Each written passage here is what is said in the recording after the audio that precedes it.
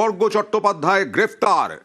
EVM নিয়ে ভুয়ো প্রচারের অভিযোগ, ডিও নর্থের অভিযোগে গ্রেফতার গর্গ চট্টোপাধ্যায়। এই মুহূর্তের সবথেকে বড় খবর, গর্গ চট্টোপাধ্যায় গ্রেফতার। বাংলা পক্ষের নেতা কি ইভিএম নিয়ে কি প্রচার করেছিলেন, কি বলা হচ্ছে, কি অভিযোগ, কথা বলবো প্রতিনিধি অমিতের সঙ্গে। অমিত, গর্গ চট্টোপাধ্যায়কে কলকাতা পুলিশের সাইবার সেল গ্রেপ্তার করেছে। তার বিরুদ্ধে ডিও নর্থের তরফে অভিযোগ করা হয়েছিল নির্বাচন চলাকালীন গণনার আগে গণনা প্রক্রিয়া সংক্রান্ত ইভিএম নিয়ে বেশ কিছু মিথ্যা বা ভুল প্রচার তিনি করেছিলেন, এমনটাই কিন্তু তার বিরুদ্ধে অভিযোগ। এবং সেই অভিযোগ আসার পরই ডিও নর্থের তরফে কলকাতা পুলিশ সাইবার সেলে একটি অভিযোগ করা হয় এবং সেই অভিযোগের ভিত্তিতে ভুয়ো তথ্য প্রচার বা মিথ্যে তথ্য প্রচার অভিযোগের ভিত্তিতেই তাকে কলকাতা পুলিশের সাইবার সেল ইতিমধ্যে গ্রেপ্তার করেছে, এমনটা কিন্তু লালবাজার সূত্রে জানা যাচ্ছে। এবং গর্গ চট্টোপাধ্যায়ের বিরুদ্ধে তিনি বাংলা পক্ষ বলে যে সংগঠন রয়েছে সেই সংগঠনের সম্পাদক এবং একটি সংগঠনের সম্পাদক হওয়ার সুবাদে তিনি যে সমস্ত প্রচার করেছিলেন সেই সমস্ত প্রচার ভুয়ো বা মিথ্যে ছিল, এমনটা কিন্তু পুলিশের তরফে দাবি করা হচ্ছে। এবং ডিও নর্থের তরফে সুনির্দিষ্ট অভিযোগ করা হয়েছিল গর্গ চট্টোপাধ্যায়ের বিরুদ্ধে। সেই অভিযোগের ভিত্তিতে তদন্ত করা হয়। এখানে দেখা যাচ্ছে যে এই গর্গ চট্টোপাধ্যায়ের কাছ থেকে নাকি 24 রাউন্ড কার্তুজ উদ্ধার হয়েছে। এটা এলো কোথা থেকে এগুলো?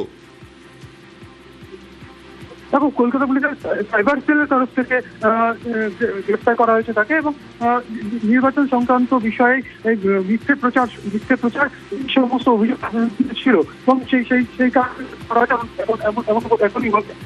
এমনটাই বলা হচ্ছে কলকাতা পুলিশের তরফে। বাংলা পক্ষের নেতা গর্গ চট্টোপাধ্যায় গ্রেফতার। গণনার দিন ইভিএম নিয়ে ভুয়ো প্রচারের অভিযোগে ডিও নর্থের অভিযোগে গ্রেফতার। ইভিএমে কারচুপির, ইভিএমে হাত বদল, এই রকম প্রচার করেছিলেন গর্গ চট্টোপাধ্যায়, এটাই অভিযোগ। আরো একবার অমিত, তোমার কাছ থেকে জানতে চাইব। অমিত, গণনার সময় ইভিএম হাত বদলের অভিযোগ করেন গর্গ।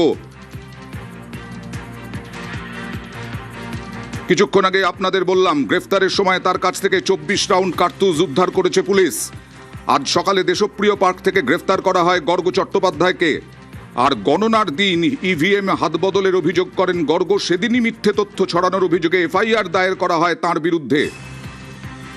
বাংলা পক্ষের গর্গ চট্টোপাধ্যায়কে বিভিন্ন জায়গায় রাস্তায় নামতে দেখা গিয়েছে বাংলা পক্ষের নেতা। সেই বাংলা পক্ষের নেতা ইভিএমে কারচুপি, ইভিএমে হাত বদলের অভিযোগ করেন এবং সেই সময় তাকে এফআইআর করা হয় তার বিরুদ্ধে। কথা বলবো অমিতের সঙ্গে। অমিত, আরো একবার জানতে চাইবো। দেখো, করোনা সংক্রান্ত ইভিএম নিয়ে তিনি মিথ্যে প্রচার করেছিলেন, এই মর্মেই কিন্তু তার বিরুদ্ধে অভিযোগ দায়ের করা হয়েছিল। এবং তারই তদন্ত করতে গিয়ে দেখা যায় যে গর্গ চট্টোপাধ্যায় যে সমস্ত তথ্য তিনি ছড়িয়েছিলেন তা মিথ্যে এবং ভুয়ো। এবং তাকে এই অভিযোগের ভিত্তিতে তদন্ত এগিয়ে নিয়ে কলকাতা সাইবার সেল তাকে গ্রেপ্তার করা হয়। সূত্রের দাবি, গ্রেপ্তারের সময় তার কাছ থেকে লাইভ কার্টিজ উদ্ধার করেছে পুলিশ এবং এই কার্টিজ কোথা থেকে এলো সমস্ত কিছু কিন্তু এই মুহূর্তে এক্সামিন করে দেখা হচ্ছে। এবং তার বিরুদ্ধে সরাসরি যে অভিযোগটা ছিল যে করোনার সময় ইভিএম হাত বদলে তিনি অভিযোগ করেছিলেন এবং এই ধরনের তিনি যে অভিযোগ করেছিলেন। বাংলা পক্ষের নেতা, অমিত একটু ধীরে বলো। বাংলা পক্ষের নেতা তার বিরুদ্ধে অবশ্যই ইভিএম হাত বদলের ভয়ঙ্কর অভিযোগ তিনি তুলেছিলেন। তিনি কি সোশ্যাল মিডিয়ায় পোস্ট করেছিলেন? কিভাবে অভিযুক্ত করা হলো? শুধু তাই নয়, এই যে 24 রাউন্ড কার্তুজ বাংলা পক্ষের নেতার কাছে কি করে এলো? এই বিষয়টিও কিন্তু রীতিমতো তদন্তকারী আধিকারিক বা কলকাতা পুলিশের লালবাজার কর্তৃপক্ষ ভাবাচ্ছে যে বাংলা পক্ষের মতো সংগঠন যার সম্পাদক এই গর্গ চট্টোপাধ্যায়, তার কাছে লাইভ কার্টিজ কিভাবে এলো। কারণ তার কাছে এই ধরনের আগ্রাস্য বা লাইভ কার্ড থাকার কথাই না, কিন্তু এই লাইভ কার্টিজ বা লাইভ গুলি কিভাবে 24 রাউন্ড গুলি তার কাছে কিভাবে এলো সেটাও কিন্তু তদন্তকারী আধিকারিকদের ভাবাচ্ছে। কারণ অভিযোগ ছিল হচ্ছে তার বিরুদ্ধে ডিও নর্থ অভিযোগ করছিলেন যে